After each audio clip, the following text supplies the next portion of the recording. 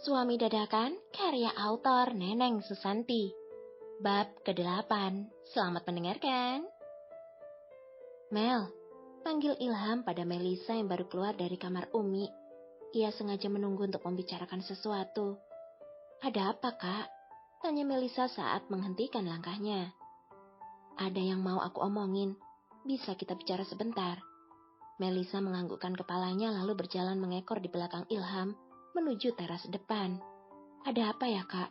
Tanya Melisa penasaran. Apa benar kamu sudah menikah? Ilham balik bertanya dengan tatapan tajamnya. Iya, jawab Melisa singkat. Ternyata penantianku sampai kamu menjadi gadis dewasa sia-sia. Lirih Ilham. Maksudnya apa ya? Melisa bingung dengan apa yang dibicarakan pria yang duduk di hadapannya itu. Selama ini aku mencintaimu, Mel, ucap Ilham. Melisa yang mendengar tentu tak percaya. Pria yang ia anggap kakak selama 10 tahun itu mempunyai perasaan cinta padanya. Terlebih Ilham selama ini selalu bersikap biasa terhadapnya. Gak mungkin, balas Melisa. Ia mengatur posisi duduknya untuk lebih santai. Aku menunggu waktu yang tepat untuk mengutarakannya. Namun ternyata aku kalah cepat dari suamimu. Maaf Kak, aku benar-benar gak tahu.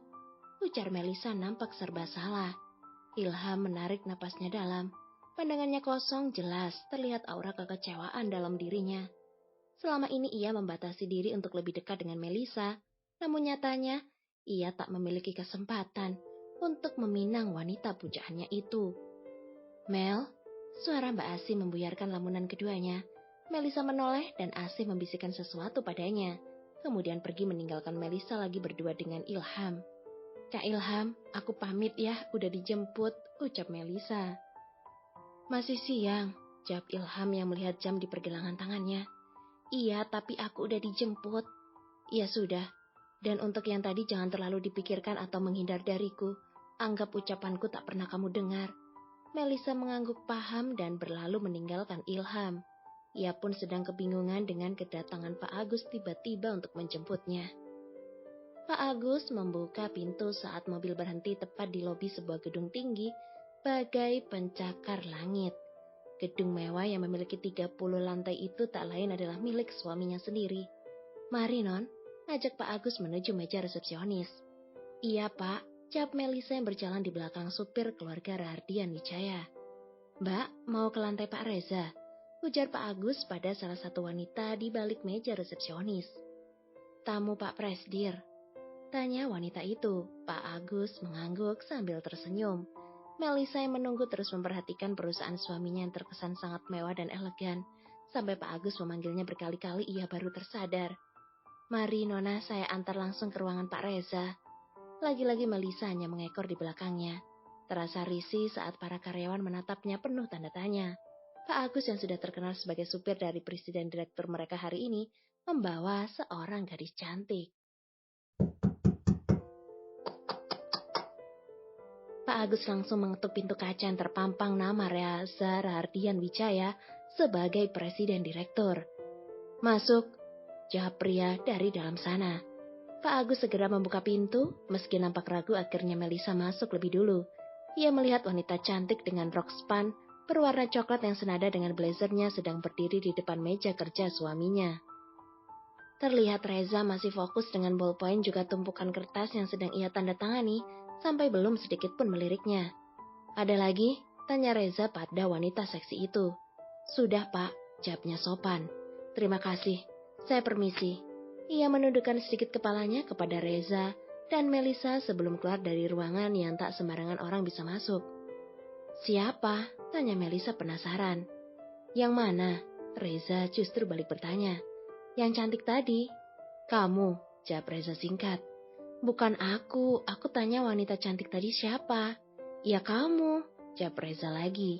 Ia kini mulai bangun dari duduknya dan menghampiri istrinya masih berdiri dekat pintu. Serius Melisa sudah memanyunkan bibirnya kesal. Kamu tanya wanita yang cantik kan? Ya aku jawab kamu, karena kamu memang cantik, terus salahku di mana? Kini Reza memegang bahu Melisa dengan kedua tangannya. Aku tanya wanita yang tadi, ujar Melisa. Kalau wanita yang tadi itu sekretarisku, namanya Viana. Tapi kalau wanita yang cantik itu istriku, namanya Melisa. Melisa langsung membalikkan tubuhnya. Ia langsung menutup wajahnya yang pasti sudah merah seperti kepiting rebus. Kesempatan ini tentu tak dibuang begitu saja oleh Reza. Ia peluk istrinya dari belakang, melingkarkan tangannya di perut rata sang istri. "Kenapa?" bisik Reza di sela perpotongan leher jenjang Melisa. Bibirnya sudah mengecup area itu dengan lembut penuh perasaan. "Nggak apa-apa, aku..."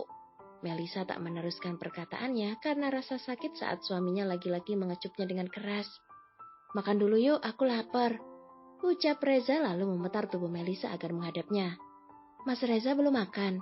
Ini udah lewat jam makan siang loh." "Iya, belum sempat," jawabnya. Lalu melepaskan jasnya dan menggulung sedikit lengan bajunya. Ia meraih kunci mobil dari dalam laci dan menggandeng tangan istrinya menuju parkiran mobil khusus para petinggi perusahaan. Semua mata karyawan tertuju pada pasangan ini. Tak ada yang tahu tentang pernikahan bos besar mereka. Maka dari itu kedatangan Melisa hari ini adalah hari patah hati para kaum jomblo di kantor Reza, yang sedari dulu berlomba menaklukkan hati prestir tampan itu. "Kamu mau makan apa?" tanya Reza saat menyalakan mesin mobilnya. Melisa masih diam, sebenarnya ia tak lapar, tapi demi suaminya ia pun tak sanggup menolak. "Apa aja, Mas?" "Oke, sop iga kayaknya enak," ujar Reza dengan senyum kecilnya. Sepertinya ia sudah sangat lapar. Sampai di sebuah rumah makan dengan berbagai menu lokal Nusantara, Reza memilih meja yang berada di ujung dengan kolam ikan di bawahnya. Sejuk, itulah yang ia rasakan. Sebelum pesanan tiba, keduanya masih mengobrol santai, hanya seputar basa-basi biasa, saling bertanya dan menjawab, sampai mereka menghabiskan makanannya dengan lahap tanpa sisa. "Mau pulang atau ikut lagi ke kantor?" "Pulang aja deh," jawab Melisa. Ia risih dengan tanda merah di lehernya, walau kecil namun membuatnya tak nyaman. "Oke." Reza menjalankan kereta besi mewahnya menuju kompleks perumahan elit di tengah ibu kota. Dengan kecepatan sedang, akhirnya mobil berhenti tepat di depan pagar tinggi berwarna hitam itu. "Aku nggak turun ya, mau balik langsung ke kantor," ucap Reza yang membuat Melisa sedikit kecewa. "Ya sudah, Mas Reza hati-hati di jalan ya," pesan Melisa. "Hati aku mah udah ada di kamu, bukan di jalan," goda Reza. "Bawa mobilnya, Mas." "Oh," Reza terkekeh melihat raut kesal di wajah istrinya itu. "Aku masuk ya, tunggu Mel." Melisa tak jadi membuka pintu, ia kembali menghadapkan tubuhnya ke arah suaminya. Satu kecupan mendarat di keningnya. "Hadiah buat kamu karena mau datang ke kantor." Satu lagi kecupan di pipi kanannya. "Hadiah lagi karena mau temenin aku makan siang." Lagi-lagi kecupan di pipi kirinya. "Ini hadiah buat apa, Mas?" tanya Melisa. "Bukan hadiah itu sih," jawab Reza. "Lalu? Ya kali cuma di kening sama pipi kanan. Ya kasihanlah sama yang kiri, takut pengen nyobain bibir aku," jawabnya yang diiringi gelak tawa. Tawanya terhenti saat Melisa mencubit lengannya dengan keras. "Nyebelin ih," sungut Melisa kesal, lalu keluar dari mobil suaminya.